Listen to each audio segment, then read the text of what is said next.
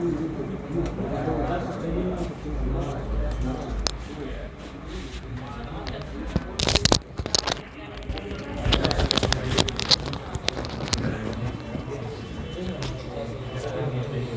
ये बच्चों ध्यान दियो रे। अभी आप अगले 1-1.5 घंटे बाद वेक्टर चैप्टर सीख चुके होगे, जितनी उसकी ज़रूरी सी बात है। सबसे पहले शुरुआत करते हैं दो क्वांटिटी को समझाने की कि आपके पास स्केलर क्वांटिटी क्या होता है और प्यारे बच्चों वेक्टर क्वांटिटी क्या होता है। एक स्केलर और एक क्या होगा, वेक्टर। तो अगर हम स्केलर की बात करें तो ऐसी क्वांटिटी जिसको एक्सप्लेन करने के लिए, जिसको डिफाइन करने के लिए ओनली मैग्नीट्यूड काफ़ी हो। क्या काफ़ी? Only magnitude. उसको क्या बोला जाता है? स्केलर। ऐसी क्वांटिटी जिसको एक्सप्लेन करने के लिए, जिसको डिफाइन करने के लिए आपको मैग्नीट्यूड की भी ज़रूरत पड़ेगी, मैग्नीट्यूड भी चाहिएगा और प्यारे बच्चों डायरेक्शन भी चाहिएगी, उस क्वांटिटी को क्या बोल दोगे आप? वेक्टर क्वांटिटी बोल दोगे। स्केलर्स और वेक्टर में एक बड़ा डिफरेंस ये है कि इनको अगर आपको ऐड करना है या आपको सब्ट्रैक्ट करना है या इनको आपको मल्टीप्लाई करना है तो आपको जो बचपन में जो आपने नियम सीखे थे वो इस पे अप्लाई होते हैं। अलजेब्रिक एडिशन कर सकते हो इनका। क्या कर सकते हो इनका? Algebraic addition. जो आपके पास वेक्टर हैं इनको अगर आपको ऐड करना है, आपको सब्ट्रैक्ट करना है, आपको बच्चों मल्टीप्लाई करना है। वेक्टर को आप डिवाइड नहीं कर सकते हो। वेक्टर को क्या नहीं कर सकते हो? डिवाइड नहीं कर सकते हो। तो आपको स्पेशल रूल्स की ज़रूरत पड़ेगी। किसकी ज़रूरत पड़ेगी? स्पेशल रूल्स की ज़रूरत पड़ेगी। ये बात गलत है कि स्केलर वो होते हैं जिनका केवल मैग्नीट्यूड और डायरेक्शन ना हो। ऐसा नहीं है। ऐसी क्वांटिटी हैं जिनका मैग्नीट्यूड भी है, डायरेक्शन भी है, फिर भी क्या है? वो स्केलर है। इसमें अगर सबसे बड़ी बात हम करें तो इलेक्ट्रिक करंट आता है। क्या आता है अपने पास? Electric current. इलेक्ट्रिक करंट का मैग्नीट्यूड भी होता है बच्चों, उसकी डायरेक्शन भी होती है, बट फिर भी कैसी क्वांटिटी है? वो स्केलर क्वांटिटी है। फिर भी कैसी क्वांटिटी है? स्केलर। क्योंकि इसको ऐड या सब्ट्रैक्ट जब आप करोगे तो वेक्टर नियम्स को ये ओबे नहीं करता है। जरूरी यही था कि भाई वेक्टर तभी कहलाएगा जब प्रोडक्ट या सम या मल्टीप्लिकेशन करो तो जो स्पेशल रूल्स की ज़रूरत पड़े। अगर आप सिंपली उसको ऐड सब्ट्रैक्ट मल्टीप्लाई कर पा रहे हो तो वो स्केलर ही होता है। एक ऐसी क्वांटिटी आपके पास प्रेशर होती है बच्चों, इसकी direction normal to the surface होती है। जिस पे भी एक्ट करेगा उस सरफेस के क्या मिलेगा? ये परपेंडिकुलर मिलेगा। बट फिर भी इसको किस में काउंट किया जाता है? स्केलर में काउंट करते हैं। इसकी डायरेक्शन फिक्स है, उसको आपको स्पेसिफाई करने की ज़रूरत ही नहीं है कि मैंने प्रेशर एग्जर्ट कर रखा है इतना, तो समझ जाने के बात कि भी वो उसके सरफेस के परपेंडिकुलर है। क्या है? इसके सरफेस के परपेंडिकुलर। तो इसको डिफाइन करने के लिए प्रेशर को आपको डायरेक्शन मेंशन करने की ज़रूरत ही नहीं पड़ेगी। तो वो कैसी क्वांटिटी में आएगा आपके पास? स्केलर में ही। दो क्वांटिटी ऐसी हैं आपके सिलेबस में बच्चों जो स्केलर भी हैं और वेक्टर भी हैं। वो है एक तो लेंथ और एक एरिया।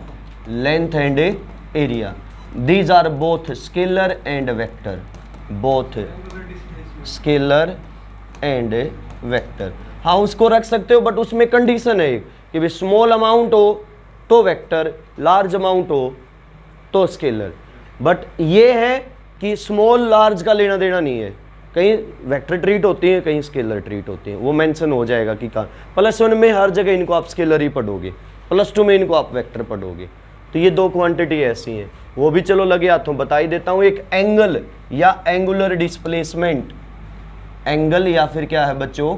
Angular displacement. ये स्मॉल अमाउंट में हो तो इसको हम वेक्टर ट्रीट करते हैं, और अगर ये लार्ज अमाउंट में हो तो इसको हम कैसे ट्रीट करते हैं? स्केलर मान के चलते हैं। दो क्वांटिटी और अलग से आपको याद रखनी है। एक होता है बच्चों स्ट्रेस और एक moment of inertia. Moment of inertia ये ना स्केलर की कैटेगरी में रखते ना वेक्टर, इनके लिए अलग ही कैटेगरी है। क्या बोला जाता है इनको? टेंसर, जिनकी डिफरेंट डायरेक्शन में डिफरेंट वैल्यू हो। जैसे ही सिलेबस में जहाँ आएंगे आप उस बात का महत्व भी समझ जाओगे कि वही क्वांटिटी है और बाकी सारी चीज़ें सेम है, डायरेक्शन बदली, वैल्यू में बहुत ज़्यादा चेंज देखने को मिलेगा। तो stress, moment of inertia, current, pressure, length, area, angular displacement, specially ध्यान रखने की बातें हैं आपके पास। एक क्वांटिटी ऐसी है जो पेपर में अधिकतर टाइम पूछी जाती है कि बताओ ये स्केलर है या वेक्टर। वो क्वांटिटी आपके पास प्यारे बच्चों इम्पल्स है। क्या है वो quantity? Impulse. Impulse change in momentum होता है, तो कैसी क्वांटिटी होती है वो? एक वेक्टर क्वांटिटी है। कैसी क्वांटिटी है वो? वेक्टर क्वांटिटी है। मतलब बहुत सारे एग्जाम्पल है स्केलर वेक्टर के, बट जो ज़्यादातर पेपर में कुछ जगह पूछी जा सकती है तो वो एक इम्पल्स का नेचर पूछ सकते हैं। एक्स्ट्रा सी बातें मैंने साथ के साथ बताई दी हैं। Current, pressure, length area, angular displacement, stress end moment of inertia, ये कुछ अलग सी बातें थी इनके बारे में।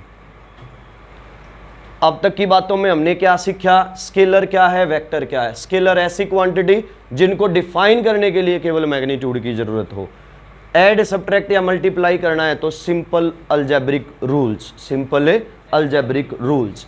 वेक्टर डिफाइन करने के लिए मैग्नीट्यूड और डायरेक्शन दोनों चाहिए। इनको ऐड करना हो, सब्ट्रैक्ट करना हो, मल्टीप्लाई करना हो तो क्या चाहिएगा आपको? स्पेशल रूल्स की जरूरत पड़ेगी बच्चों। ये कुछ अलग से उदाहरण थे।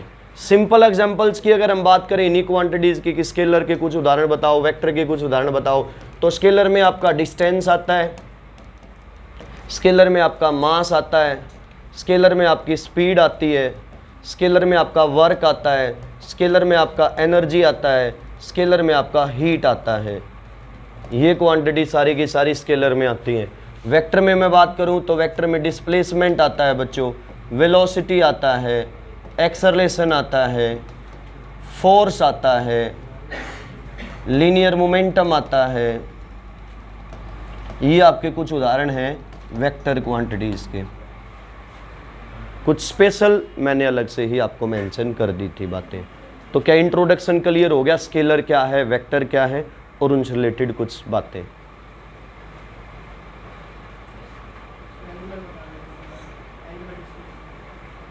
बताऊं क्या? स्मॉल अमाउंट हो तो वेक्टर, लार्ज अमाउंट हो तो स्केलर।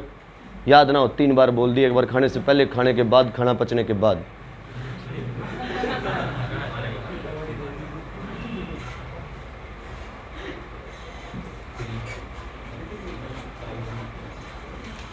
क्लियर हुई यहाँ तक की बात? अब कुछ है रिप्रेजेंटेशन क्या है वेक्टर की। क्या है आपके पास? है रिप्रेजेंटेशन ऑफ ए वेक्टर। सुनियो भाई ध्यान से।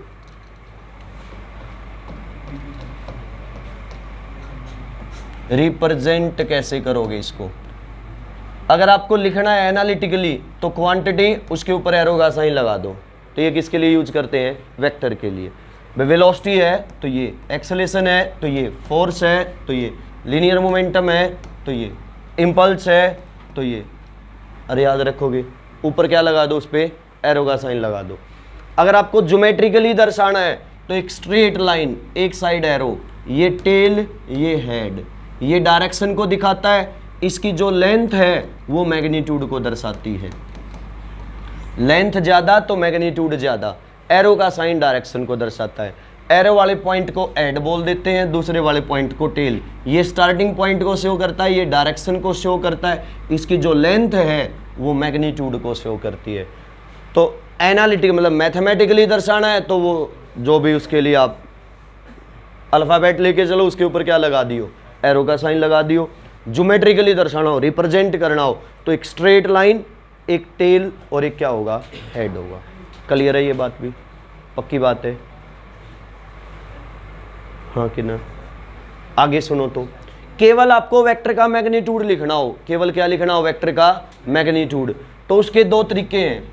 या तो इसको ऐसे मोड में बंद कर दो, इसका मतलब आप सिर्फ और सिर्फ वेक्टर का मैग्नीट्यूड की बात कर रहे हो, पॉजिटिव नेगेटिव नहीं, आप मैग्नीट्यूड की बात कर रहे हो। मैथ वाला मोड नहीं है ये। इसका मतलब आप सिर्फ उसके मैग्नीट्यूड की बात कर रहे हो।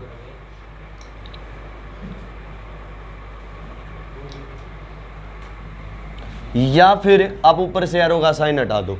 ऊपर से क्या हटा दो? एरो का साइन। इसका मतलब आप सिर्फ मैग्नीट्यूड की बात कर रहे हो। किसकी बात कर रहे हो? सिर्फ मैग्नीट्यूड की। याद रहेगी सबको बात। Mathematical representation, graphical representation. अब आ जाओ टाइप्स ऑफ वेक्टर पे।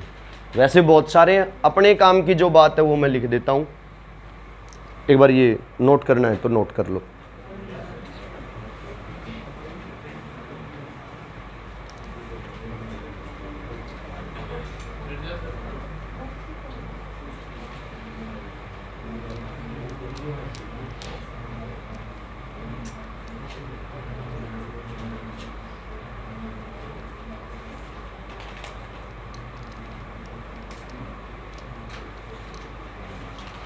This is a magnitude of vector.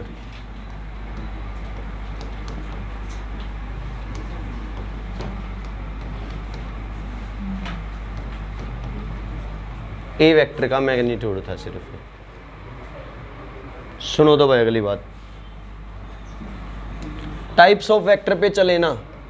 मैं फिर कह रहा हूँ बहुत सारे हैं, पर जब हम सीख चुके होंगे मैं यूँ कह दूंगा भाई ये थे टाइप्स, बच्चों क्लियर हो गए तो एक बार क्रॉस चेक कर लेना कि क्या आपको पता चल गया इक्वल वेक्टर क्या होते हैं। ऐसा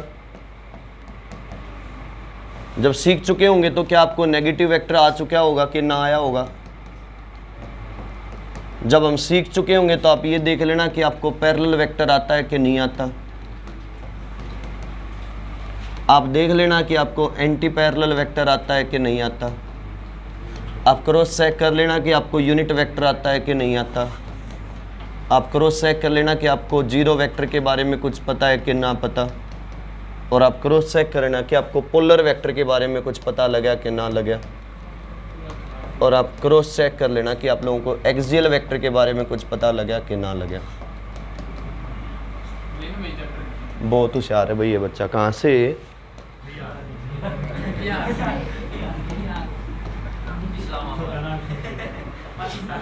वैसे बहुत हो गया। ये 8 बातें टाइप्स में मैं एक्सप्लेन करने की आपके सामने कोशिश करता हूँ। बड़े ध्यान से सुनियो भाई।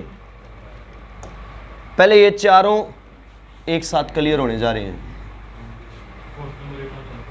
एंटी पैरेलल, अगर दो वेक्टर का मैग्नीट्यूड और डायरेक्शन दोनों सेम हो, मैग्नीट्यूड भी सेम हो, डायरेक्शन भी सेम हो, तो आप कहोगे ए वेक्टर बराबर है किस वेक्टर के? बी वेक्टर के। नेगेटिव, मैग्नीट्यूड तो सेम हो बट डायरेक्शन क्या हो? अपोजिट, तो आप कह दोगे ए वेक्टर बी वेक्टर का क्या है? नेगेटिव। इक्वल वेक्टर मतलब मैग्नीट्यूड डायरेक्शन दोनों सेम।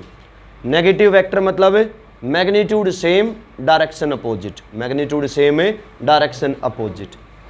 पैरेलल वेक्टर बस डायरेक्शन सेम हो, मैग्नीट्यूड चाहे कुछ भी हो, बराबर हो या ना हो।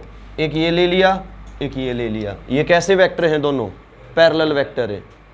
एंटी पैरेलल, मैग्नीट्यूड बराबर हो या ना हो, डायरेक्शन अपोजिट होनी चाहिए। इसका मतलब ये हुआ ना, हर एक इक्वल वेक्टर क्या होता है? पैरेलल। हर एक नेगेटिव वेक्टर क्या होता है? Anti parallel. भाई इन दो की कंडीशन क्या है? Direction same, direction opposite. इसमें क्या है? डायरेक्शन सेम, मैग्नीट्यूड भी same. Direction opposite, magnitude same. तो 1 2 3 4, 4 बात समझ आ गई? अरे हाँ या ना? पक्की बात हुई? साहिल बताना, इक्वल वेक्टर मतलब डायरेक्शन और मैग्नीट्यूड दोनों इक्वल। अंकित, पैरेलल वेक्टर मतलब? शाबाश। ऋतुराज, एंटी पैरेलल वेक्टर मतलब? हाँ, डायरेक्शन अपोजिट हो, मैग्नीट्यूड बराबर हो या ना हो। क्लियर होगी है ना बात? अब आ जाओ unit vector, zero vector, polar और एक्सियल। यूनिट वेक्टर ध्यान से समझ लियो, इस पे न्यूमेरिकल्स भी होंगे। यूनिट वेक्टर आपके नोट्स में एक एक बात लिख रखी है, समय हो तो कभी पढ़ लिया करो। मैंने कई बार एक बात समझाई है, नोट्स मत बनाइयो, कहीं जाके हेडिंग डालो यूनिट वेक्टर, नीचे 2 लाइन, ऊपर arrow, it is defined as. भाई ज्ञान होना चाहिए, बाकी क्वेश्चन सोल्व करने हैं। स्कूल में बना ही लेते हो कॉपी, तो स्कूल की बनानी है, वैसा रूल यहाँ कोई लागू नहीं है। हाँ, असाइनमेंट तेरे को अब तक मिली ही नहीं है, ये भी कमाल हो गया। कितनी बार लेगा? मैं एक बात बताता हूँ, सच्चाई बताता हूँ।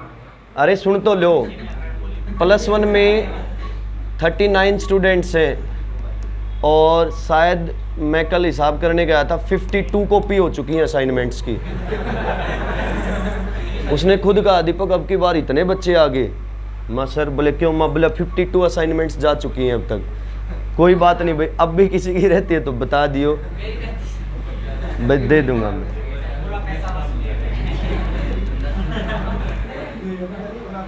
यूनिट वेक्टर पे आ जाओ भाई साहब, नोट्स में हैं सारे। यूनिट वेक्टर, फोन कोई ना चला रहा हो, सबका ध्यान यही हो। तो ना, बिल्कुल भी नहीं। यूनिट वेक्टर क्या मतलब क्या है प्यारे बच्चों? यूनिट वेक्टर मतलब एक ऐसा वेक्टर जो डायरेक्शन दिखाने के काम आता है। किसके काम आता है? डायरेक्शन रिप्रेजेंट करता है। एक स्पेसिफिक डायरेक्शन आपको शो करनी है तो किसकी जरूरत पड़ती है? यूनिट वेक्टर की। तो इसका मैग्नीट्यूड तो होता है 1, मैग्नीट्यूड क्या होता है? 1।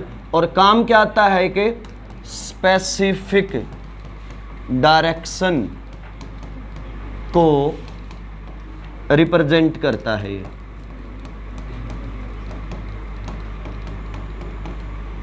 स्पेसिफिक डायरेक्शन को रिप्रेजेंट करता है।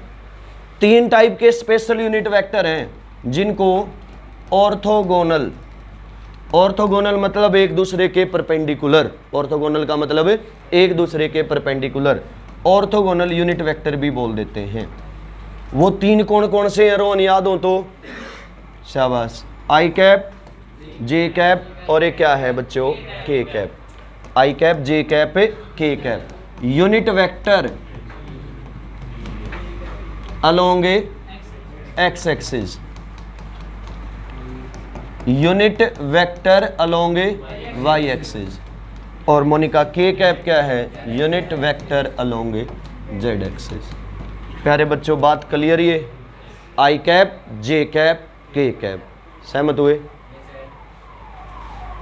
इसका मतलब क्या? जैसे मैं यूं लिख दूं कि A vector equals to 5 I cap, ये हो गया डायरेक्शन और ये हो गया मैग्नीट्यूड।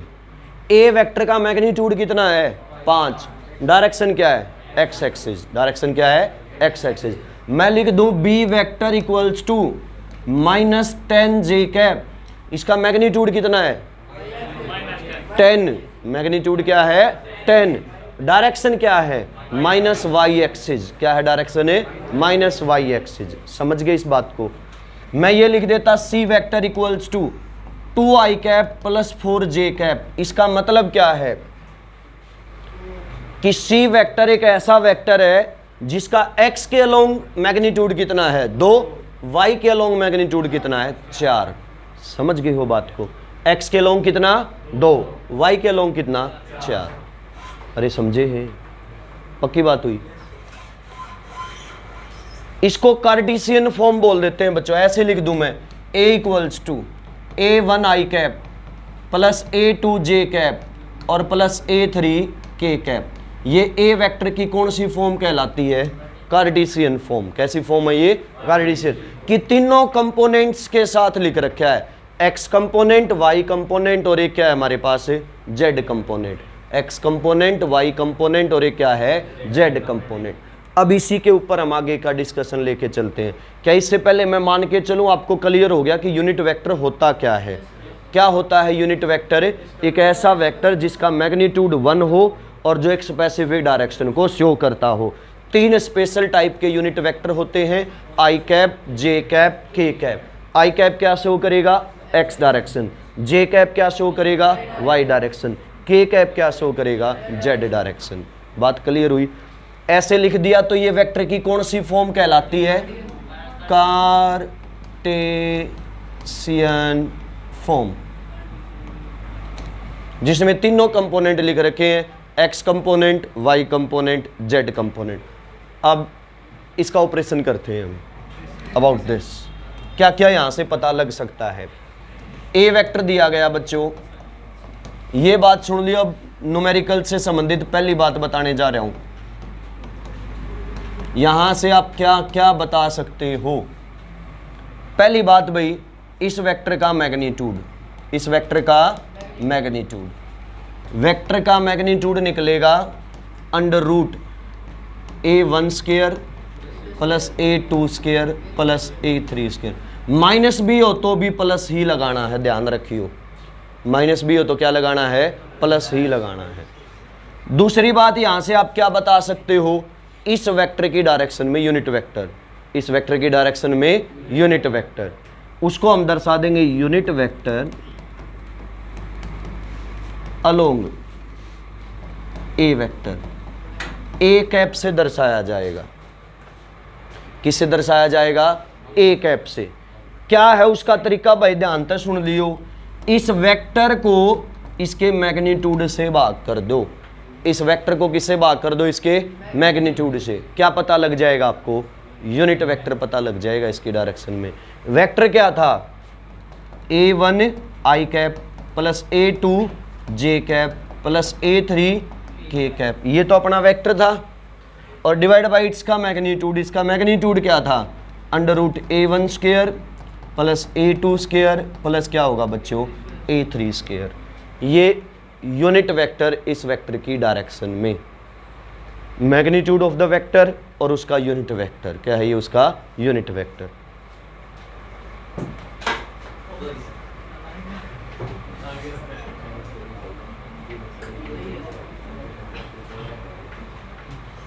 अरे याद रहेगी बात, ये इसको लिख लो क्योंकि अभी थोड़ी देर बाद इस पे मैं क्वेश्चन करवा रहा हूं आप लोगों को। एक छोटी सी बात और लगे हाथों, सुनी लो तो, डायरेक्शन कोसाइंस, यहां बैठ जाओ, इसकी बुक आगे पहुंचा दो बच्चों। क्या है डायरेक्शन कोसाइंस,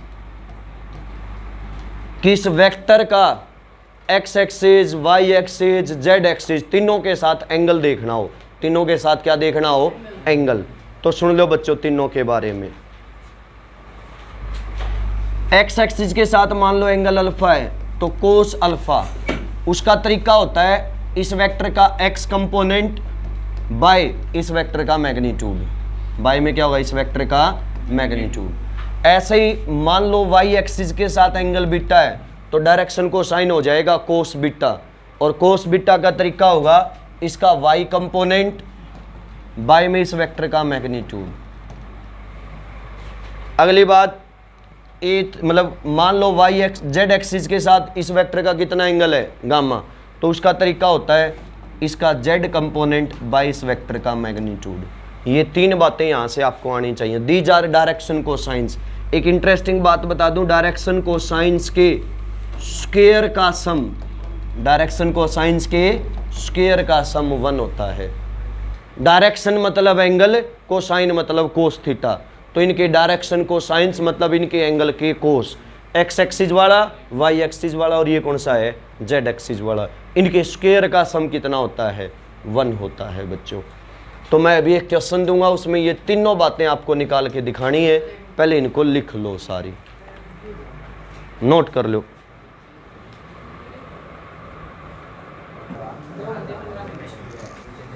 देखोगे बच्चों, ध्यान दियो जरा, आप लोगों ने कोशिश की होगी तो मैच कर लो।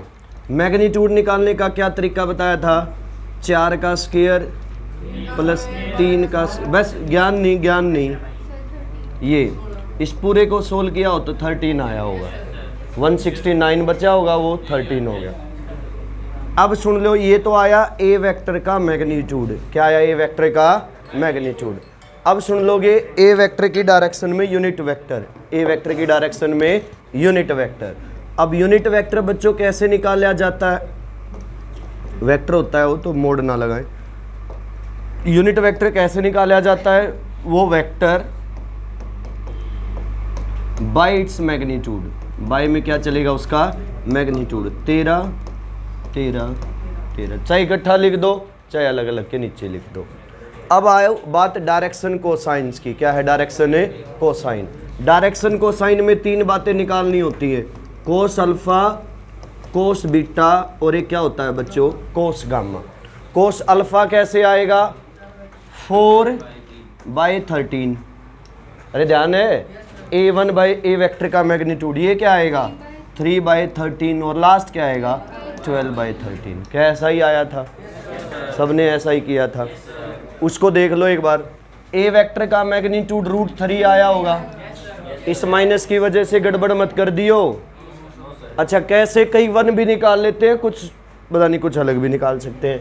इसके आगे कुछ नज़र नहीं आ रहा तो मतलब क्या है 1, इसके आगे कुछ नज़र नहीं आ रहा तो मतलब 1 -1, वो स्क्वायर करते तो 1 का स्क्वायर प्लस 1 का स्क्वायर माइनस 1 का स्क्वायर, वो भी 1 ही होना था, तो ये आता।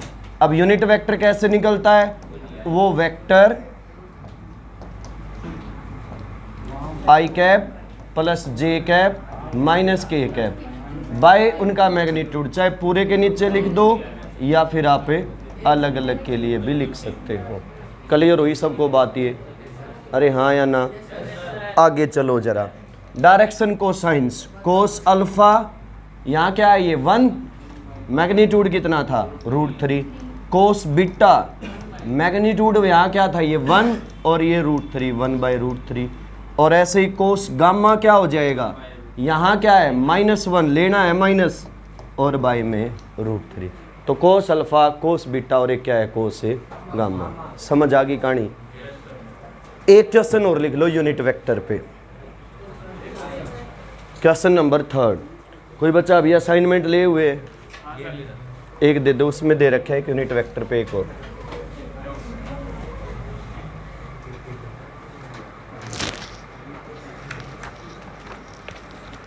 वेक्टर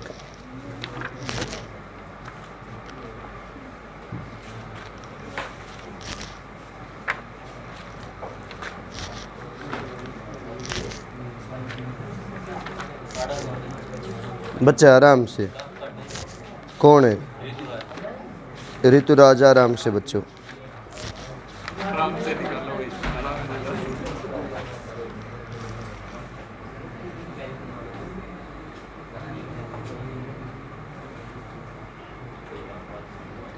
अजय जी आप आगे बैठे हो तो कृपया करके ठीक ठाक बैठे रहें, पीछे ध्यान ही नहीं देना, पीछे कोई दांत काट रहा है, हाथ काट रहा है, किमें काटे रहो।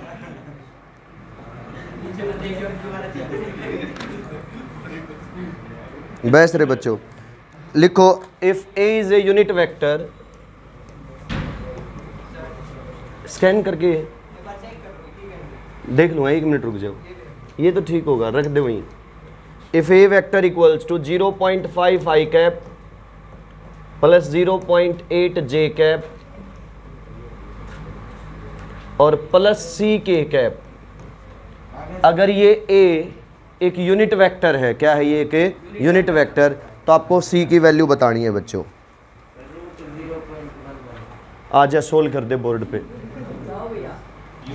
आजा, वेरी गुड, आजा आजा, शाबाश, अरे शांत रह लो, आजा जल्दी।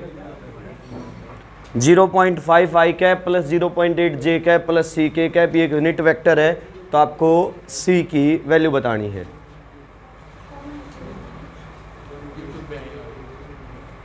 ध्यान दे लियो भाई।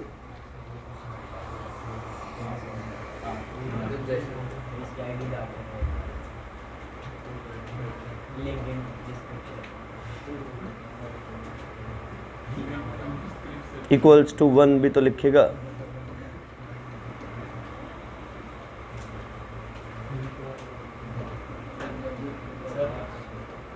इसका नंबर डालना सर डिस्क्रिप्शन में, हमें प्रॉब्लम शेयर कर दे दोनों साइड। पूछ लेंगे सर इससे।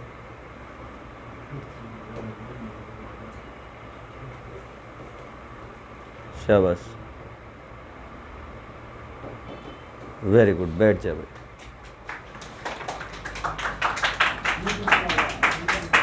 शायद सब समझ गए होगे क्या किया, क्या करना था आपको बच्चों।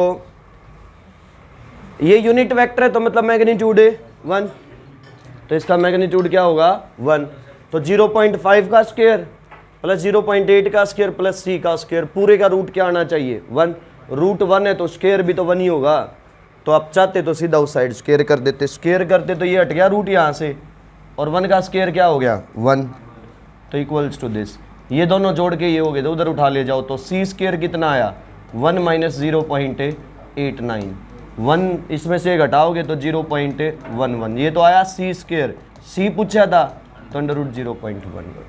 समझ आ गई सबको बात। This is about unit vector. ये 3 क्वेश्चन थे, तीनों किसके बारे में थे, यूनिट वेक्टर आता है तो कर लेते हैं इनको। आगे बढ़े,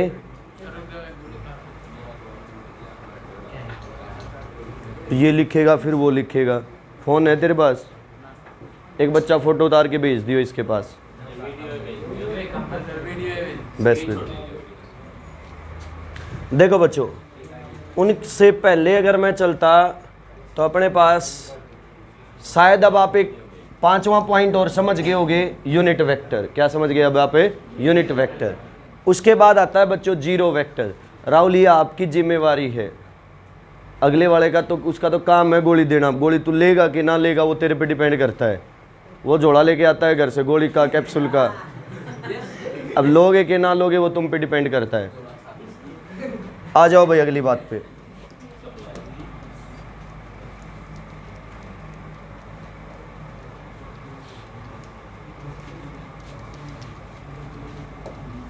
देखोगे भाई जीरो वेक्टर का मतलब क्या है भाई, एक बात सबको ध्यान रखनी है, वेक्टर में वेक्टर ही जोड़ सकते हो, वेक्टर में से वेक्टर ही घटा सकते हो। वेक्टर में वेक्टर जोड़ोगे तो वेक्टर ही बचेगा, वेक्टर में से वेक्टर घटाओगे तो वेक्टर ही बचेगा। तो एक प्रश्न उठा कि ए वेक्टर में से ए वेक्टर घटाओगे तो क्या बचेगा? जीरो वेक्टर, क्योंकि नियम कहता है वेक्टर में से वेक्टर घटाओगे तो वेक्टर ही बचना चाहिए। अब ए में से ए घटाओगे तो क्या बचेगा? Zero vector. तो जीरो वेक्टर वो है जिसका मैग्नीट्यूड तो जीरो, डायरेक्शन आर्बिट्रेरी, कुछ भी हो सकती है नहीं पता, मैग्नीट्यूड जीरो, डायरेक्शन है आर्बिट्रेरी। पेज पे रिप्रेजेंट भी नहीं कर सकते हो, थोड़ा सा भी डंडा ले आए तो मैग्नीट्यूड तो हो गया, तो it can not be represented on A page. बस कुछ चीजें दी जहां महसूस हुआ, उन्होंने कहा कि ए वेक्टर को जीरो से गुणा करोगे तो क्या मिलेगा? बोले भाई क्या मिलेगा? Zero vector. उन्होंने कहा कि ए वेक्टर को गुणा कर दो m माइनस एन से, और m और n बराबर हूं तो बोले बताओ क्या मिलेगा? Zero vector. अरे समझ आई बात? तो ये क्या आपके पास है? About A zero vector. दो बातें और सुन लो, पोलर वेक्टर और एक क्या आपके पास है? Axial vector. अभी एक दो दिन पहले भी बताया था, पोलर मतलब जिनका कोई स्टार्टिंग पॉइंट हो या फिर जिनका कोई पॉइंट ऑफ एप्लीकेशन हो। क्या हो? Point of application. किसी एक जगह पे एक्ट कर रहे हो या किसी एक जगह से शुरू हो रहे हो तो उनको क्या बोल देते हैं? Polar vector. एक्सियल वो है जिनका कोई स्टार्टिंग पॉइंट या पॉइंट ऑफ एप्लीकेशन नहीं होता, एक्सिस के अलोंग एक्ट करते हैं। किसके अलोंग एक्ट करते हैं? एक्सिस।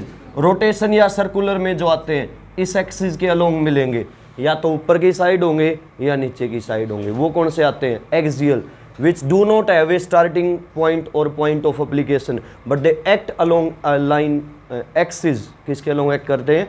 एक्सिस। इसमें जितने उनके अलावा जो बचेंगे वो सारे पोलर में है। इसमें एक तो आता है आपके पास एंगुलर डिस्प्लेसमेंट, एंगुलर मतलब थीटा से दर्शाते हैं, एंगुलर वेलोसिटी, एंगुलर एक्सेलरेशन। ये तीनों के तीनों बच्चों कैसे वेक्टर हैं? Axial vector. ऐसे ही अभी हम सर्कुलर मोशन सीख रहे हैं, उसमें आगे बढ़ोगे तो एक आएगा एंगुलर मोमेंटम। क्या आएगा? एक एंगुलर मोमेंटम। वो भी क्या आता है आपके पास से? एक्सियल में ही काउंट होता है। तो एक्सियल मतलब ना तो स्टार्टिंग पॉइंट है ना कोई पॉइंट ऑफ एप्लीकेशन है, सिर्फ एक एक्सिस के अलोंग एक्ट करते हैं। पोलर वेक्टर जिनका डिस्प्लेसमेंट है, जैसे एक स्टार्टिंग पॉइंट मिलेगा, फोर्स है, कहीं ना कहीं तो एक्ट करेगा ना, तो उसका कोई पॉइंट ऑफ एप्लीकेशन होगा। क्या होगा? कोई पॉइंट ऑफ एप्लीकेशन। तो उनको बोल देते हैं पोलर वेक्टर। फोर्स है, वेलोसिटी है, डिस्प्लेसमेंट है, वो किस में आ जाते हैं? पोलर वेक्टर में। सर्कुलर वाले में जितनी वेक्टर क्वांटिटी हो सारी किस में आती हैं? एक्सियल में आती हैं। लिख लो इस बात को भी।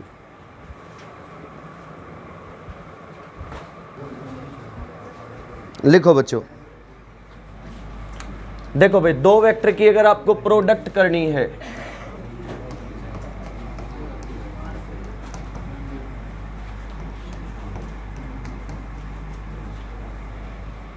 तो दो बातें दिमाग में होनी चाहिए कि भाई एक तो सिंपल गुणा नहीं कर सकते हो, स्पेशल प्रोडक्ट चाहिएगी। क्या है वो दो स्पेशल प्रोडक्ट? एक होता है प्यारे बच्चों डॉट प्रोडक्ट, और एक हमारे पास होता है क्रॉस प्रोडक्ट। ये दोनों गुण आपको आनी चाहिए, बहुत जरूरी है भाई। अब वेक्टर के बारे में जो बातें हैं वो हर चैप्टर में काम आनी है। इससे पहले जितनी बातें थी बस वो वेक्टर तक ही सीमित थी, वहीं तक शामिल थे, उससे आगे उनका यूज़ बहुत कम होता है। बट अब जो सीखेंगे, हमें प्रोडक्ट सीख रहे हो, चाहे फिर हम उसका जोड़ सीख रहे हो या उसको रिजोल्व करना सीख रहे हो। शायद आप लोगों ने एनएलएम पढ़ा होगा तो वहाँ एक बात सीख ली होगी, रिजोल्व करना बहुत काम आता है। क्या करना? रिजोल्व।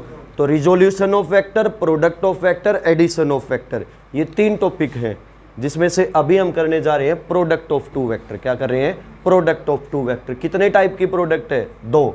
एक का नाम क्या है? डॉट प्रोडक्ट, एक का नाम क्या है, क्रॉस प्रोडक्ट। डॉट प्रोडक्ट का इसका एक नाम और होता है, इसको स्केलर प्रोडक्ट भी बोल देते हैं, शाबाश, और इसको बोल देते हैं वेक्टर प्रोडक्ट। स्केलर क्यों कहा, क्योंकि दो वेक्टर की डॉट प्रोडक्ट करने के बाद जो बचेगा वो कैसी क्वांटिटी बचेगी, स्केलर, और बचता क्या है, उसका मैग्नीट्यूड होता है a b cos theta. Cross product को वेक्टर प्रोडक्ट क्यों बोला, दो वेक्टर की क्रॉस प्रोडक्ट करने के बाद जो आता है वो एक वेक्टर क्वांटिटी होती है जिसका मैग्नीट्यूड तो होता है ए बी साइन थीटा और डायरेक्शन होती है एन कैप। एन कैप का मतलब एक यूनिट वेक्टर जो ए के बी और बी के बी दोनों के परपेंडिकुलर हो। मतलब मान लो इस पूरे वेक्टर का नाम मैंने सी वेक्टर रख दिया, तो प्यारे बच्चों ये सी वेक्टर परपेंडिकुलर होगा ए के बी और ये सी वेक्टर परपेंडिकुलर होगा बी के बी। ये एन कैप है, ये यूनिट वेक्टर है जो इनके परपेंडिकुलर हो, यूनिट नॉर्मल वेक्टर। यूनिट मतलब डायरेक्शन के लिए, नॉर्मल मतलब परपेंडिकुलर, तो डायरेक्शन दिखाने वाला vector N cap, magnitude A B sine theta और direction N cap. Dot product से जो आया वो कैसी क्वांटिटी है, स्केलर। क्रॉस प्रोडक्ट से जो आया वो एक ऐसी क्वांटिटी, वेक्टर। अब बिल्कुल अच्छे से पढ़ते हैं डॉट प्रोडक्ट के बारे में, पहले इसको नोट कर लो।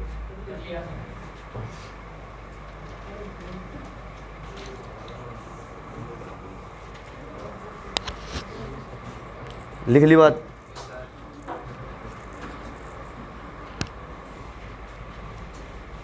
अरे लिख लिया सर, सुनो तो भाई। डॉट प्रोडक्ट, जतन ए डॉट बी क्या आया था, ए बी कोस थीटा। इसका मतलब समझाने की कोशिश करता हूं। जैसे आपको कोई दे देता आई डॉट आई, बताओ आई कैप डॉट आई कैप, सुन लो एक बार। तो आई कैप, ये ए का मतलब क्या है, ए वेक्टर का मैग्नीट्यूड, बी का मतलब क्या है, बी वेक्टर का मैग्नीट्यूड, थीटा का मतलब क्या है, ए और बी के बीच का एंगल, थीटा का मतलब क्या है, ए और बी के बीच का एंगल। तो आई कैप का मैग्नीट्यूड क्या होता है, 1। आई कैप का मैग्नीट्यूड क्या होता है, 1। आई का आई के साथ एंगल 0। अरे खुद का खुद के साथ एंगल क्या होगा, 0। कोस 0 कितना होता है, 1। 1 को 3 बार गुणा करेगा तो तो 1 इंटू 1 इंटू 1 क्या आ जाएगा, 1 आ जाएगा। कई बार हो जाता है ऐसा, ध्यान दे ले भाई। अब ये बताएगा, ताई बताएगी I cap dot J cap. खड़ा हो जा, खड़ा हो जल्दी। I dot J, I cap dot J cap. Option दे देता हूं 1 0 के कैप। आवाज नहीं,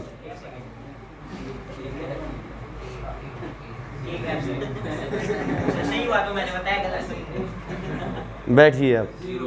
0 आई कैप का मैग्नीट्यूड है 1, जे कैप का मैग्नीट्यूड है 1।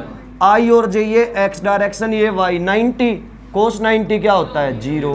तो क्या आएगा, 0। याद रहेगी बात। तो एक बात याद रखियो, जो ये ऑर्थोगोनल यूनिट वेक्टर्स थे, I cap dot I cap, J cap dot J cap, K cap dot K cap, किसके बराबर होते हैं ये, 1। I cap dot J cap, J cap dot K cap, और क्या बच गया, के कैप डॉट आई कैप। ये क्या होते हैं, 0, क्योंकि इनके बीच का वरुण एंगल कितना था, 90, और नंदनी इनके बीच में एंगल क्या था, 0। मैग्नीट्यूड, सारे यूनिट वेक्टर हैं, सारे यूनिट वेक्टर हैं, तो मैग्नीट्यूड क्या होना इनका, 1 आना। अरे समझे हो बात को,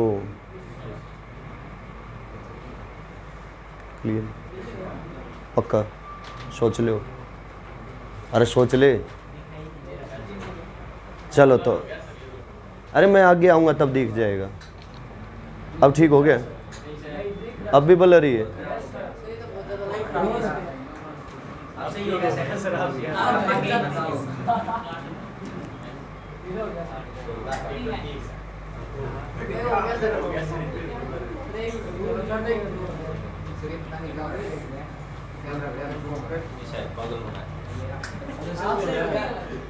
ठीक दिख रहा है।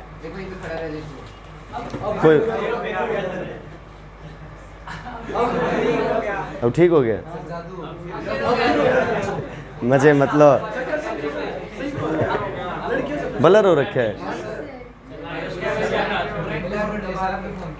कोई बात नहीं, आगे सुनो ध्यान से।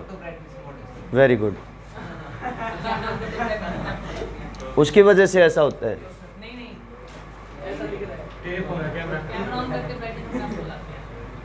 सुन लो रे, ये A vector A1 I cap, A2 J cap, A3 K cap. अब ठीक दिख रहा है इसमें। एक बी वेक्टर दे दिया B1 I cap, B2 J cap, B3 K cap, और वो बोल दे बच्चों A डॉट B निकाल लो। क्या निकाल लो? A dot B। तो अभी अभी एक बात बताई थी मैंने, आई वाले के साथ गुना होगा तो 1, आई वाला जे वाले के साथ आएगा तो 0, आई वाला इसके साथ आएगा तो भी 0। इसका मतलब जब इनको गुना करोगे तो A1 B1 ये 1 हो जाएगा, A2 B2 और A3 B3। समझ आ गई ये बात? अगर दो वेक्टर कार्टेशियन फॉर्म में दे रखे हो, उनकी डॉट प्रोडक्ट करनी हो तो क्या तरीका है? एक्स वाले के साथ गुणा कर दो, प्लस वाई वाले के साथ गुणा कर दो, प्लस जेड वाले के साथ गुणा कर दो। याद रहेगी बात सबको? अरे पक्की बात है। प्लस है तो प्लस लेना है, माइनस है तो माइनस लेना है। जैसे क्या होता वो मान लो दे देता A vector equals to 2i cap plus 3j cap minus k cap, और अजय बी वेक्टर दे देता, डेट ऑफ बर्थ क्या है? 2005 मार्च, ये दे दिया। इनकी बोल दे डेट, वो करो डॉट प्रोडक्ट निकालो। क्या निकालो? Dot product, date of birth निकाल लो इनकी। तो ए डॉट बी, एक्स वाले के साथ गुना, 2 और 2 4, 2 और 3 देख क्या फेंक रहे हैं 15, 1 3 माइनस 3, कितना आया ये? 16। समझ गए बात को? अरे हाँ या ना? लिख लो एक बार, फिर आपसे पूछूंगा एक।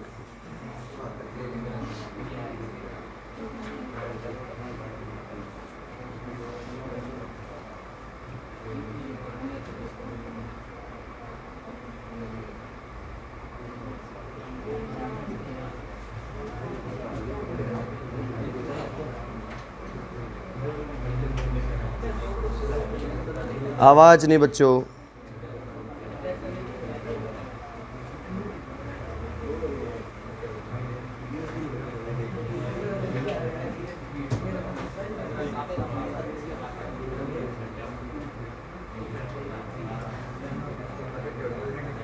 चलें आगे। अगली बात सुनियो ध्यान से। आपको एक बात पता चल गई, a dot b by definition तो क्या था? ए बी कोस थीटा, और कार्टेशियन फॉर्म से क्या आया? A1 B1, A2 B2, A3 B3, और इधर क्या आया था? A b cos theta. तो इसका मतलब यहाँ से आप कोस थीटा निकाल सकते हो। ऐसे दो वेक्टर दे रखे हो तो क्या आ जाता? ये यूं का यूं A1 B1 plus A2 B2 plus A3 B3, किससे डिवाइड कर देते? ए बी से। ए और बी का क्या मतलब है? ए वेक्टर बी वेक्टर का मैग्नीट्यूड। उसको भी अगर खोल के लिखना चाहो आप लोग तो ऊपर था A1 B1 plus A2 B2 plus A3 B3, नीचे क्या आता? अंडर रूट ए का मतलब A1 का स्क्वायर प्लस A2 का स्क्वायर प्लस A3 का स्क्वायर। बी क्या आता? B1 का स्क्वायर, B2 का स्क्वायर, और बच्चों क्या होता? B3 का स्क्वायर। ये क्या है? दो वेक्टर के बीच का एंगल। तो अगर आपको दो वेक्टर के बीच का एंगल निकालना हो तो किसकी हेल्प से निकाल सकते हो? डॉट प्रोडक्ट की हेल्प से। To find angle between two vectors. एक और जरूरी बात सुन लो, अगर दो वेक्टर आपस में परपेंडिकुलर हैं ए वेक्टर परपेंडिकुलर है बी वेक्टर के, तो इनकी डॉट प्रोडक्ट क्या मिलेगी? 0। वेक्टर दे देंगे और ये कह देंगे शो करो ये परपेंडिकुलर है, तो उनकी डॉट प्रोडक्ट क्या मिलनी चाहिए? 0 मिलनी चाहिए बच्चों। इसे नोट करो, इस पे 2-3 क्वेश्चन बोलता हूँ फिर। कर लिया नोट?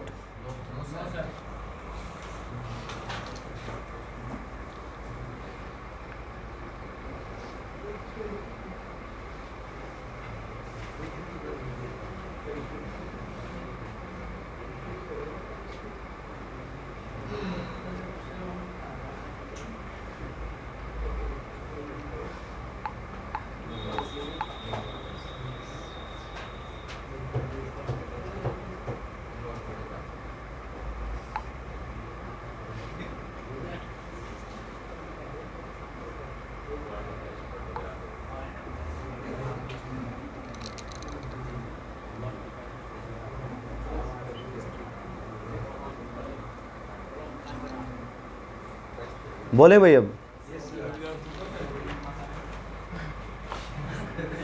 हमारा साबुन तो शुरू।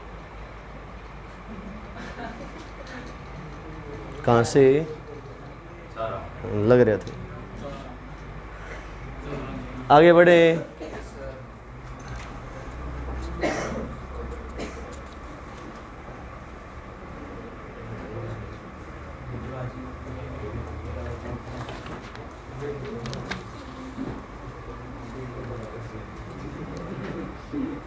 लिखो तो भाई, पहला क्वेश्चन डॉट प्रोडक्ट का फर्स्ट क्वेश्चन है, if f is equal to 3j cap plus 4k cap and s is equal to -2i cap plus 3k cap, find work done. Work done होता है फोर्स और displacement की dot product. Force दे दिया, displacement दे दिया और क्या पूछ लिया आपसे? वर्क डन पूछ लिया। तो आप कोशिश कर रहे हो या मैं बताऊं? 6 आया, 6 बिल्कुल गलत आया, 12 आएगा। कई बार जोश जोश में ध्यान से पढ़ते नहीं है। आई वाले के साथ गुणा करना है ना। आई कितना है? -2। यहाँ आई है ही नहीं, तो -2 गुणा 0 क्या हो गया? वो तो 0। अब जे वाले के साथ जे कितना है? 3, यहाँ जे है ही नहीं, तो क्या हो गया? 0। के वाले के साथ गुणा, ये 4 ये 3 12, 0 में कुछ भी जोड़ो है रामघर 12। यूनिट दी होती, मान लो ये न्यूटन में होता, ये मीटर में, तो ये जूल आ जाता। समझ गए बात को? प्रश्न नंबर 2 अभी करके दिखाओगे और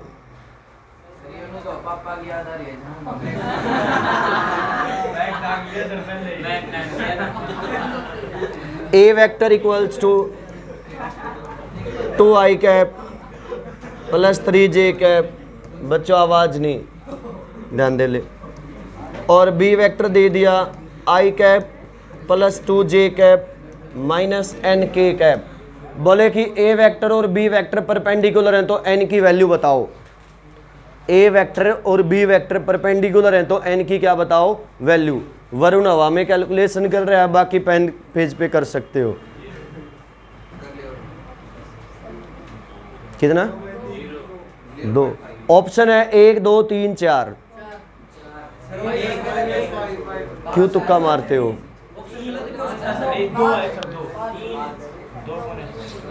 देखो देख अरे बच्चों, देख करने वाले 2-3 थे, उनका 2 आ गया, बाकी बस ऐसे ही फेंक रहे हैं कुछ भी। 2 वेक्टर की dot product a dot a b, 2 एकम 2, 3 दूनी 6 -4 n, और परपेंडिकुलर है तो क्या रखना था? 0। 6 और 2 8 -4 n कितना है? 0। n कितना है? 8 गया, 4 भाग में आ जाएगा, तो n आया 2। समझ आई कि ना? ये बात पक्की बात है। लिखो तो तीसरा क्वेश्चन और इसी पे। Very good.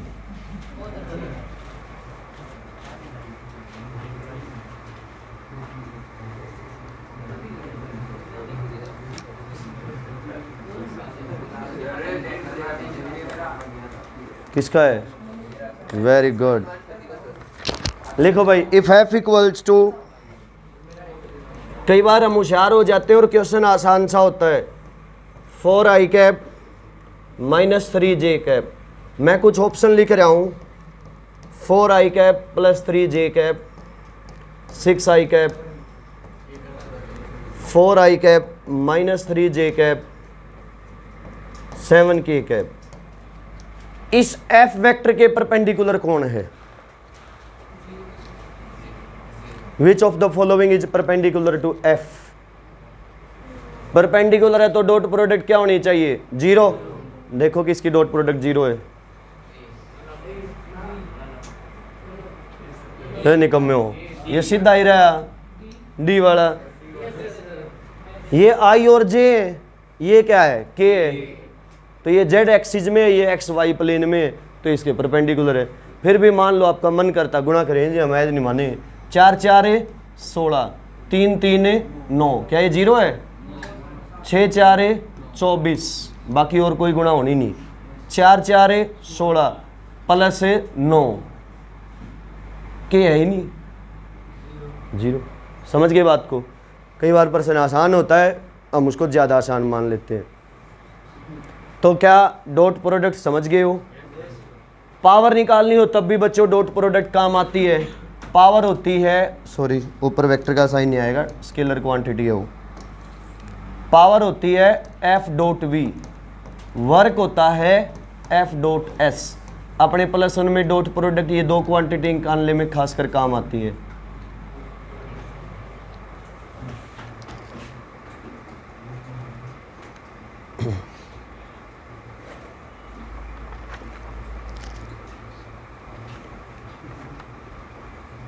सबको यहाँ तक की बात क्लियर होगी?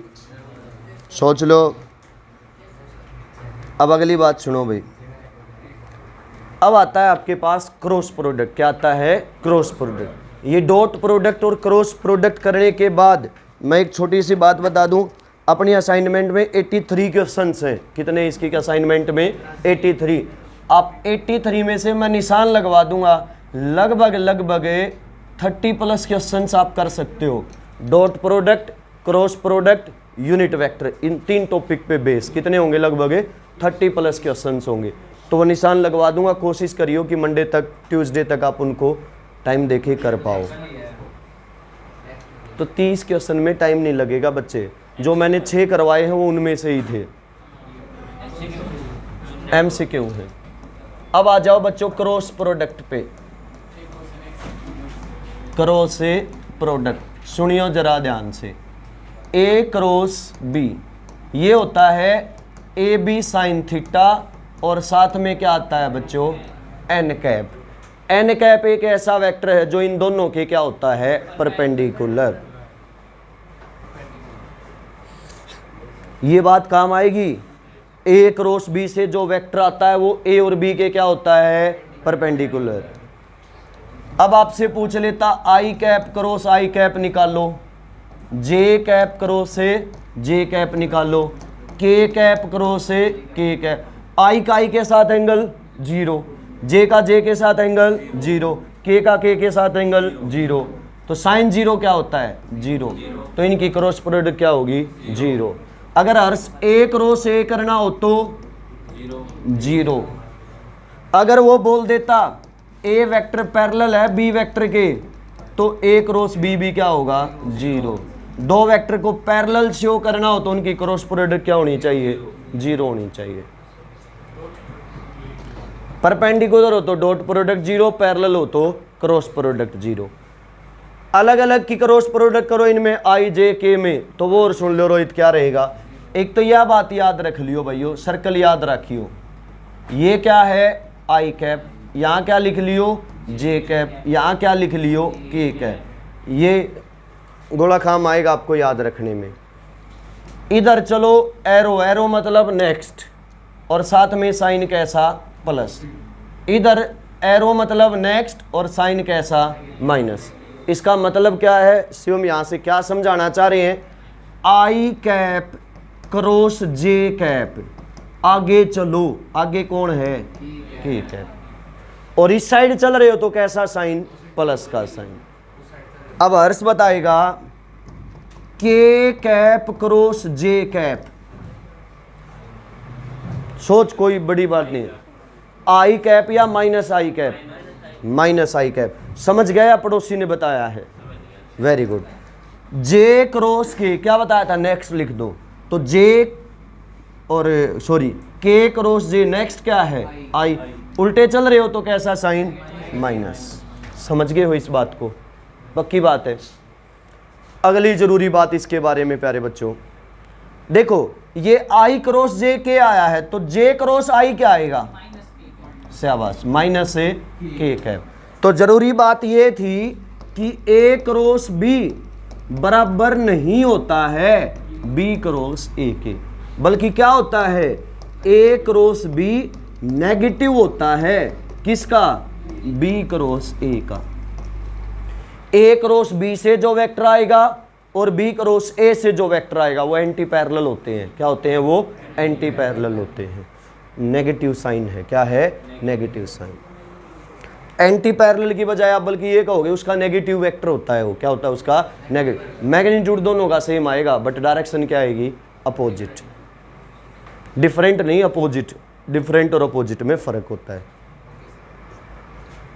तो क्रॉस प्रोडक्ट की ये बातें समझ आ गई, पक्की बात। अब अगली बात सुनियो बड़े ध्यान से, ए वेक्टर अगर आपको दे देता A1 आई कैप, क्या देता, प्लस A2 जे कैप और प्लस A3 के कैप, और प्यारे बच्चों ऐसे बी वेक्टर दे देता B1 आई कैप प्लस B2 जे कैप प्लस B3 के कैप, और आपको बोल देता A क्रॉस B निकालो, तो तरीका तो वही होता ना, पहला पहले के साथ, फिर पहला दूसरे के साथ, फिर पहला तीसरे के साथ, लेंथी हो जाता है ये, क्या हो जाता, लेंथी। तो इसको सोल्व करने का एक आसान तरीका बता देता हूँ, इस डिटर्मिनेंट को सोल्व कर लिया करो। किसको सोल्व कर लिया करो, इसे डिटर्मिनेंट को। पहली रो लिखनी है आई cap J cap K cap. ए क्रॉस बी कर रहे हो तो दूसरी रो किसकी आनी चाहिए, ए की, A1 A2 A3, ये है तो तीसरी रो इसकी B1 B2 B3। ये सोल्व करने का तरीका क्या है वो सुन लो। अब इसका तरीका होता है बच्चों, पहले यहाँ निशान लगा लो, प्लस माइनस से प्लस, लगा लिया निशान। तो पहला एलिमेंट क्या है, आई कैप, और साइन कैसा था, प्लस, तो प्लस ही रखना है। ध्यान से सुन लियो इस बात को, वो जिस कॉलम में उस कॉलम को छोड़ दो, वो जिस रो में उस रो को छोड़ दो, जो बाकी बच गए उनकी गुणा कर दो डायगनली, उनकी डायगनली क्या कर दो, गुणा। नीचे से ऊपर माइनस ऊपर से नीचे से ऊपर वालों की, मतलब A2 B3 minus B2 A3, ये उसके बाद माइनस, यहाँ बाई चांस माइनस होता, मान लो वैसे तो नहीं आना ही नहीं है क्योंकि हमेशा ये लेना है आपको, माइनस जे कैप, वो जिस कॉलम में उस कॉलम को छोड़ दो, वो जिस कॉलम में उसे कॉलम को छोड़ दो,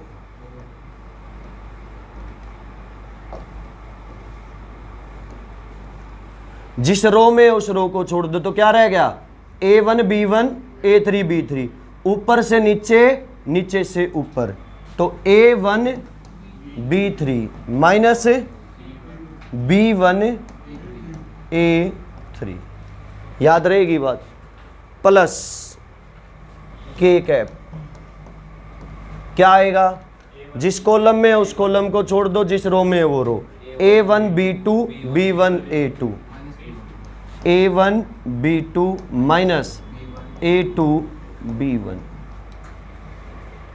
याद रह जाएगी कहानी है। दो क्वेश्चन कर लेते हैं, थोड़ा और अच्छे से याद हो जाएगा। ये लिख लो एक बार,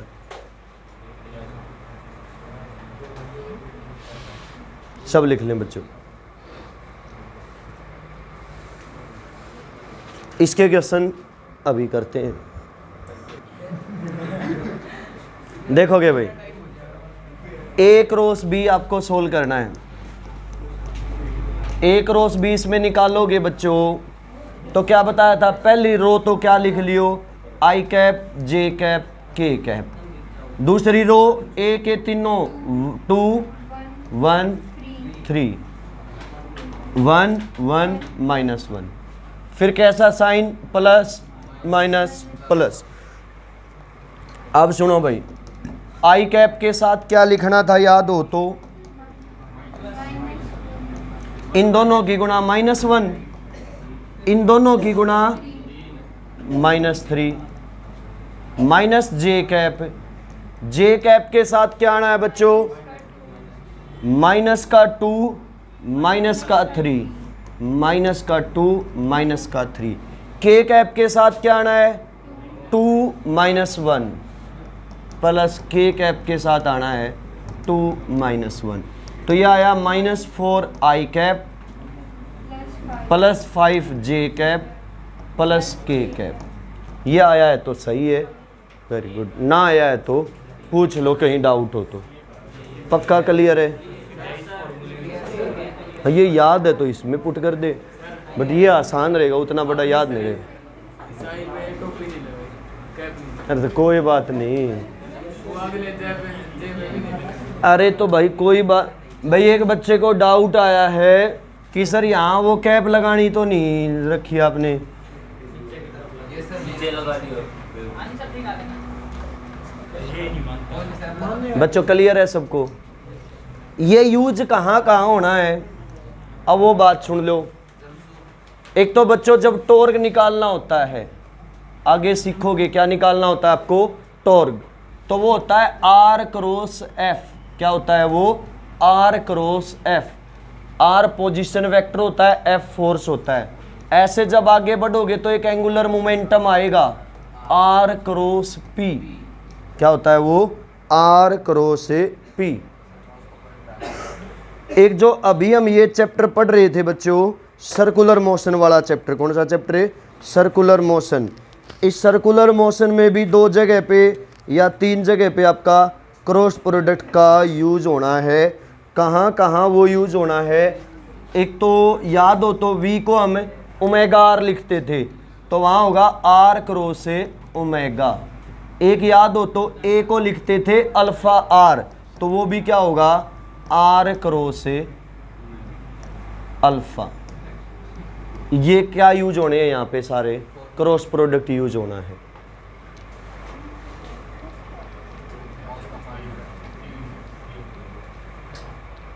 क्या यूज होने हैं हर जगह पे, क्रॉस प्रोडक्ट।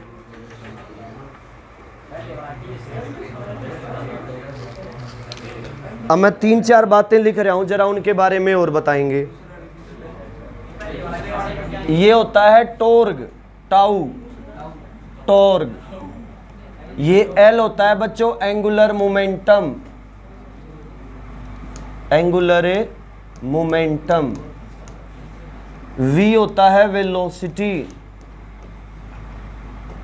A होता है एक्सेलरेशन। ये 4 जगह पे क्रॉस प्रोडक्ट का डायरेक्ट यूज है अपने सिलेबस में। एक और बता दूं, मान लो 2 वेक्टर दे रखे हैं, A वेक्टर और B वेक्टर।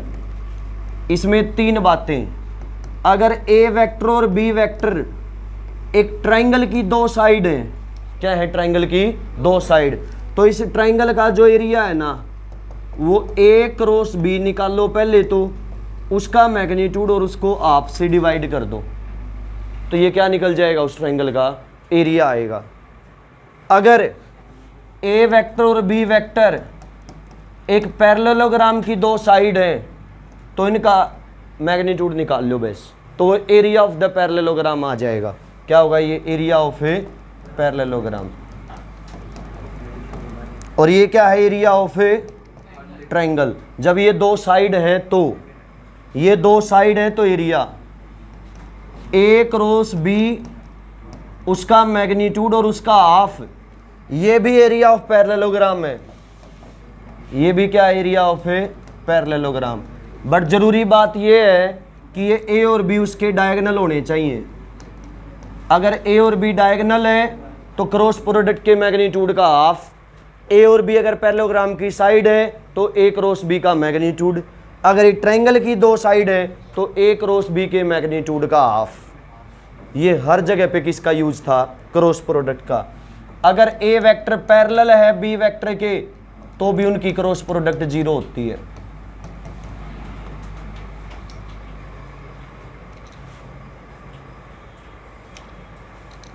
अब 3 थ्योरेटिकल क्वेश्चन पूछूंगा, उससे पहले ये बातें नोट कर लो।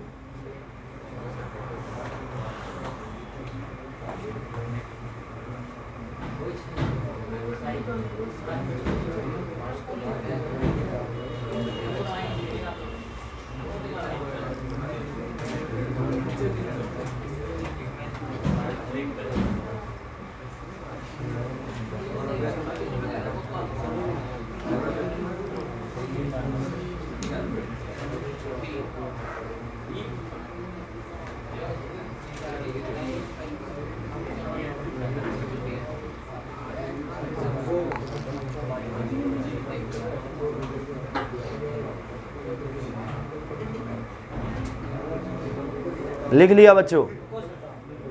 3 छोटे छोटे क्वेश्चन है, सोच समझ के करोगे तो जवाब बता दोगे। क्या हो 2 छोटी मोटी बातें? वो ये कह दे बच्चों, पहला question a cross b and b cross a, इनके बीच का एंगल बताओ। ऑप्शन भी लिख देता हूं, 0, पाई, पाई बाई 2 या फिर नन ऑफ दीज।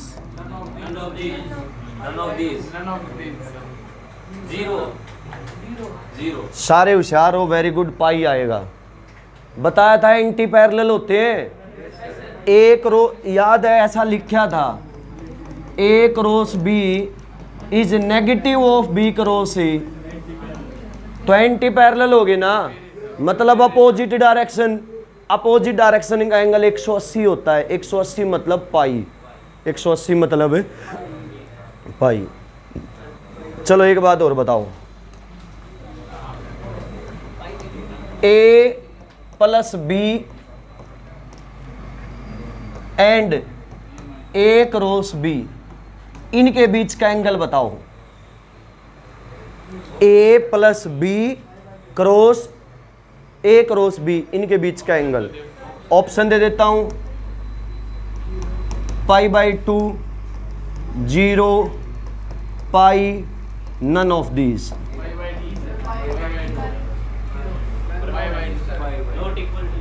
आप बहुत होशियार हैं। पाई बाई 2 कैसे?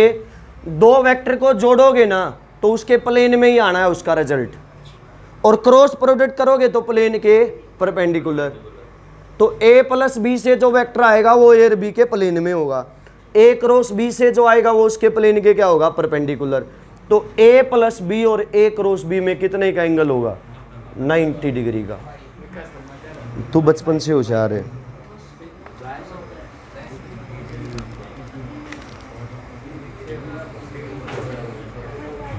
सोच समझ के जवाब दियो भाई।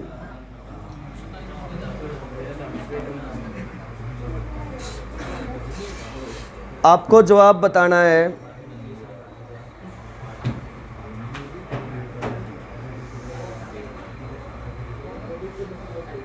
अगर ए क्रॉस बी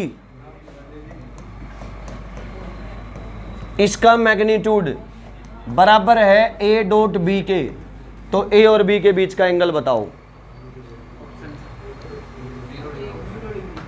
ए क्रॉस बी वेक्टर का मैग्नीट्यूड ए डॉट बी के मैग्नीट्यूड के बराबर है, तो ए और बी के बीच का एंगल बताओ। आप बहुत होशियार हैं, पाई बाई 4 आएगा। ए क्रॉस बी का मैग्नीट्यूड क्या होता है? A B sine theta. A dot b का मैग्नीट्यूड क्या होता है? A b cos theta. ये गए, साइन थीटा कोस थीटा बराबर तब होता है जब 45 डिग्री हो। 45 डिग्री मतलब पाई बाई 4। कई बच्चे शर्माते हुए ये पाई की बात नहीं पूछ रहे, सर पाई तो 22/7 होया करता, ये अड़ के पाई बाई 2 पाई बाई 4 कर। तो बच्चों मैथ में पाई रेडियन 180 डिग्री होता है। पाई रेडियन एंगल की यूनिट होती है ये। एक और बताई दो तो इतने होशियार हो रहे हो तो। ले तो आखिरी है बच्चों, P dot P cross Q. Value बताओ क्या आएगी। ऑप्शन लिख देता हूँ, पी स्क्वायर आएगी, पी स्क्वायर क्यू आएगी, 0 आएगी, क्यू आएगी। पी स्क्वायर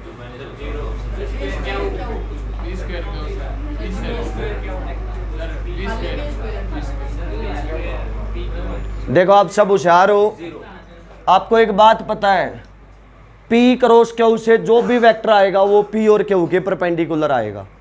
तो मान लो यहां से आर आ गया, तो आर और पी क्या है, परपेंडिकुलर। अरे भाई आर पी के भी परपेंडिकुलर है, क्यू के भी।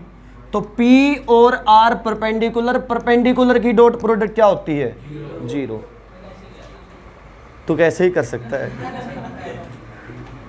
तू बचपन से होशियार है। अब बात इतनी होशियार की आ गई है तो एक और कर दो तो।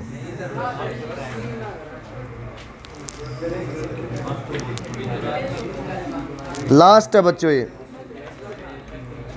पी और क्यू। पी वेक्टर दिया बच्चों 5i cap -4j cap +3k cap. Q vector दिया 3i cap +2j cap -k cap. ये P और Q एक पैरेललोग्राम के डायगोनल है, एक पैरेललोग्राम के क्या हैं, डायगोनल। तो एरिया बताओ उस पैरेललोग्राम का। ये बच्चा आगे तक जाएगा, करो भाई।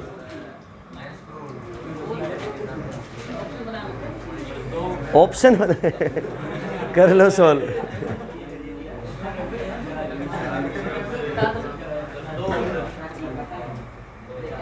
ऑप्शन लिख लो भाई, रूट 171, 171, रूट 72, 72। ये आपके ऑप्शन है,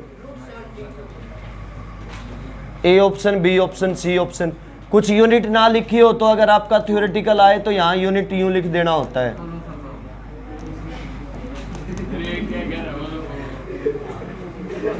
आठ बच्चे हैं जो कर रहे हैं,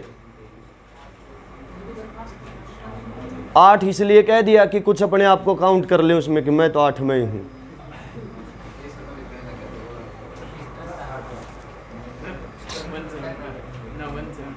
देखेंगे भाई, एक अक्षर ना किया है और उत्तर बताने लग रहे, क्यों कुछ दिमाग इतना होता तो पेन कापी चलते पाऊँ। और जल्दी करें प्यारे बच्चों।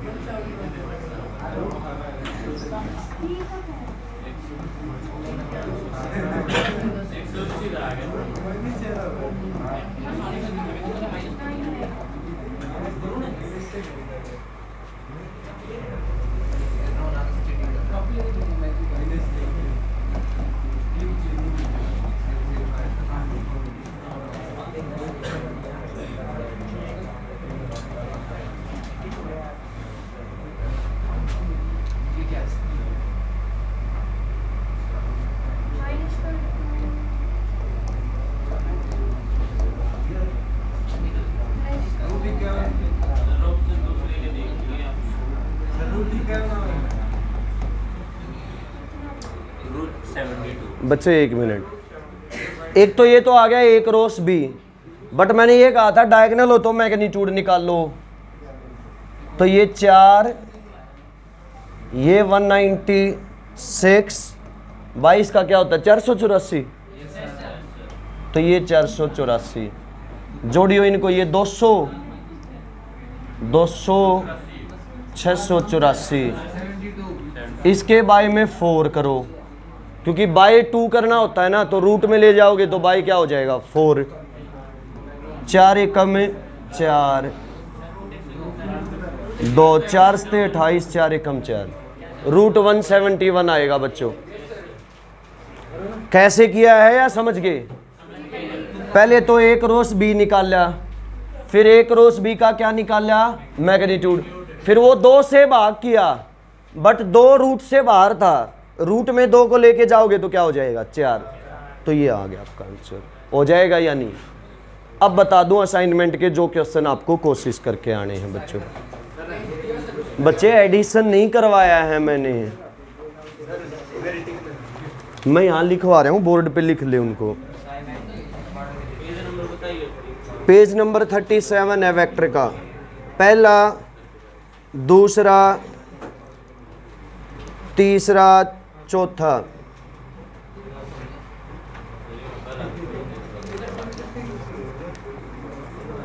उसके बाद क्वेश्चन नंबर 18, 19, 20,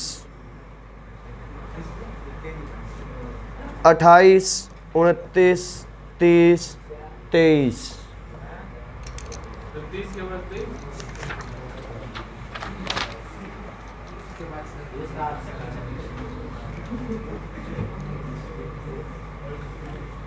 32,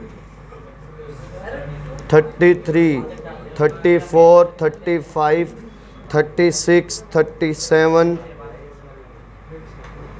39,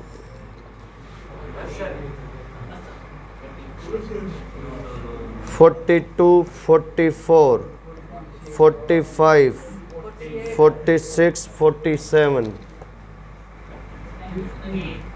48, 49,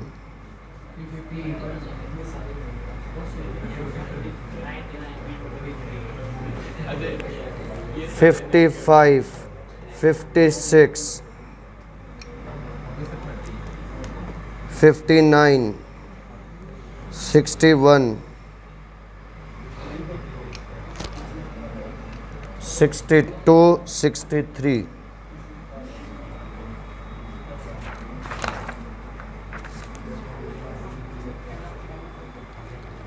64, 65, 67,